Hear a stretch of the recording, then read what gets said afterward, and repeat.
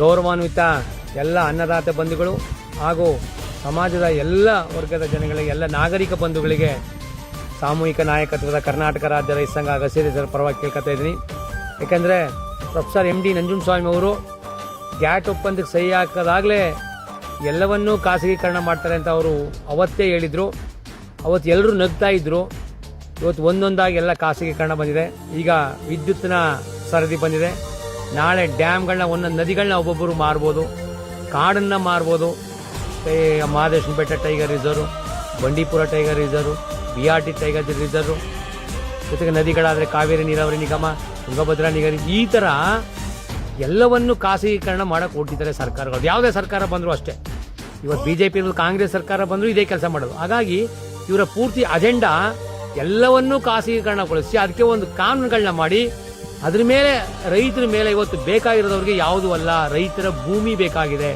ಆ ಭೂಮಿನ ಕಿತ್ಕೊಳ್ಳೋಕೆ ಆಯ್ತಾ ಇಲ್ಲ. ಭೂಮಿನ ನಾವೇ ಕೊಡಬೇಕು.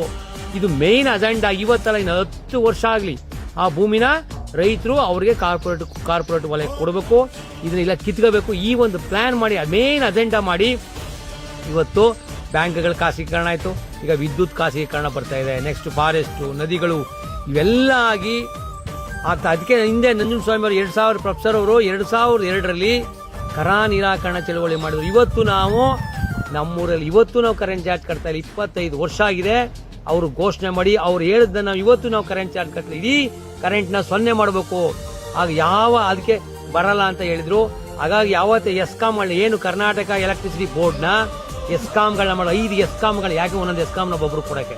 ಹಾಗಾಗಿ ಇವರು ಈಗಾಗಲೇ ನೋಡಿ ಬಾವಿ ಹತ್ರ 10 ಬಾವಿ 20 ಬಾವಿ ಒಂದೊಂದು TC ಇತ್ತು. ಈಗ 2 ಬಾವಿಗೆ 1 TC ತಗೊಂಡಿದ್ದಾರೆ.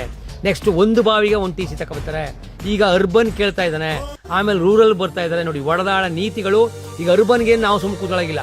ಹೀಗಾಗಿ ಒಂದು ಯೂನಿಟ್ಗೆ 17 ರೂಪಾಯಿ 20 ರೂಪಾಯಿ ಮಾಡ್ತಾ ಇದ್ದಾರೆ.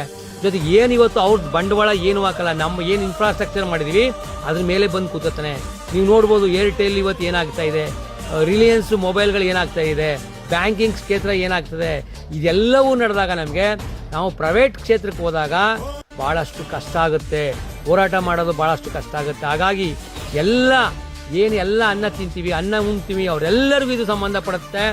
ಒಂದು EP ಸೆಟ್ಗೆ ಮೀಟರ್ ಹಾಕಿದ್ರೆ ಆ ಬೆಲೆ ಹೆಂಗಾಯ್ತದೆ, ಏನಾಯ್ತದೆ. ಮತ್ತೆ ಭೂಮಿಗೆ ಕಳ್ಕೋಬೇಕಾಯ್ತದೆ ರೈತ. ನಾವು ದುಡ್ಡು ಕಟ್ಬಿಟ್ಟು ಬೆಳೆ ಬೆಳೆಯೋಕ್ಕಾಗಲ್ಲ, ಒಳ್ಳೆ ಯೋಗ್ಯವಾದ ಬೆಲೆ ಕೊಡಲ್ಲ. ಹಾಗಾಗಿ ಈ ಹಿಂದೆನೇ ನಮಗೆ ಪ್ರೊಫೆಸರ್ MDN ಅವರು ಒಂದು ಹೇಳಿದ್ರು. ಅದನ್ನಂತೆ ನಡ್ಕೊಬತ್ತಾನು ಹೇಳ್ತಾ ಇದ್ದು ಖಾಸಗೀಕರಣ ಆಗುತ್ತೆ ನೋಡಿ. ಈಗ ಬಂದಿದೆ, ಸಾಗಿ ನಿಂತಿದೆ. ಹಾಗಾಗಿ ತಾವೆಲ್ಲರೂ KERCಗೆ ಹೋರಾಟ ಮಾಡ್ತೀವಿ. ಹೋರಾಟ ಮಾಡಿದ್ರೆ ಸಾಕಾಗಲ್ಲ. ನಾವೊಂದು PDF ಕಳಿಸ್ತಾ ಇದ್ದೀವಿ. ಎಲ್ಲರೂ KERCಗೆ ನೀವೇ ಸಿಗ್ನೇಚರ್ ಹಾಕಿ ನೀವೇ ಕೊಡ್ಬೇಕಂದ್ರೆ ನೀವೆಲ್ಲರೂ ಬೆಂಗಳೂರಿಗೆ ಹೋಗಲ್ಲ.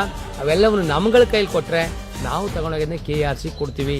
ಹಾಗಾಗಿ ಮಾನ್ಯ ಎಲ್ಲ ರೈತ ಬಂಧುಗಳು, ನೀವು ಇದನ್ನ ಅಸಡ್ಡೆ ಏನೋ ಆಗಲ್ಲ, ನಮ್ಗೆ ಏನೋ ಆಗುತ್ತೆ ಅಂತ ಕೂತ್ಕೊಂಡ್ರೆ ಮುಂದೆ ನಮ್ಮ ಮಕ್ಕಳಿಗೆ ಭವಿಷ್ಯದಲ್ಲಿ ತೊಂದರೆ ಆಗುತ್ತೆ.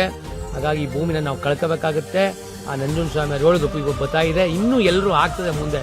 ಹಾಗಾಗಿ ನಾವು ಒಗ್ಗಟ್ಟಾಗಬೇಕು, ಹೋರಾಟ ಮಾಡೋಣ. ನಾವು ರಾಜಕೀಯ ಮಾಡಕ್ಕೆ ಬಂದಿಲ್ಲ. ನೀವು ಯಾರು ವೋಟ್ ಹಾಕಿ ಪ್ರಶ್ನೆ ಮಾಡೋದನ್ನ ಕಲ್ತ್ಕೊಳ್ಳಿ. ನಮ್ಮ ಅಪ್ಪನೇ ಜಮೀನು ಮಾರಬಿಟ್ರೆ ಕೇಳ್ತೀವಿ. ಸರ್ಕಾರನ ನಾವು ಯಾಕೆ ಕೇಳ್ತಾ ಇಲ್ಲ? ಇದು BJP ನಮ್ಮಪ್ಪ, ದಳದವ ನಮ್ಮ ಚಿಕ್ಕಪ್ಪ, ಕಾಂಗ್ರೆಸ್ನವ ನಮ್ಮ ದೊಡ್ಡಪ್ಪ, ಈ ಥರ ಮನೋಭಾವದಲ್ಲಿ ನಾವು ಇದೀವಲ್ಲ. ಒಟ್ಟಾರೆ ನಮ್ಮನ್ನ ಹಾಳು ಮಾಡ್ತಾ ಇದ್ದಾರೆ. ಹಾಗಾಗಿ ಎಲ್ಲರೂ ಇದೊಂದನ್ನ ಒಂಚೂರು ಯೋಚನೆ ಮಾಡಿ. ನಾ ಹೇಳೋದೇ ಸತ್ಯ ಅಂತ ನೀವು ತಿಳ್ಕೊಬೇಡಿ. ಇನ್ನು ತಲೆ ಒಳಗೆ ಬಿಡಿ, ಚಿಂತನೆ ಮಾಡಿ, ಏನು ಹೇಳೋದು ಅಂತ ಕೇಳಿ. ಯಾವತ್ತು ನಂಜುಂಡಸ್ವಾಮಿ ಅವರನ್ನೆಲ್ಲ ತಗೊಂಡು ನೋಡಿ, ಖಂಡಿತವಾಗುತ್ತೆ. ಹಾಗಾಗಿ ನಾಳೆ 22ನೇ ತಾರೀಕು ನಾವು ಮೈಸೂರಿನ ಚೆಸ್ಕಾಂ MD ಕಚೇರಿ ಮುಂದೆ ನಾವು ಪ್ರತಿಭಟನೆ ಮಾಡ್ತಾ ಇದೀವಿ.